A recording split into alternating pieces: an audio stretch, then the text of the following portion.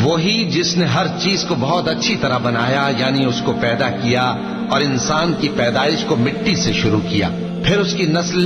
एक किस्म के खुलासे से यानी हकीर पानी से बनाई, फिर उसको दुरुस्त किया, फिर उसमें अपनी तरफ से रूह फूंकी और तुम्हारे कान और आंखें और दिल बनाए, मगर तुम बहुत कम शुक्र करते हो।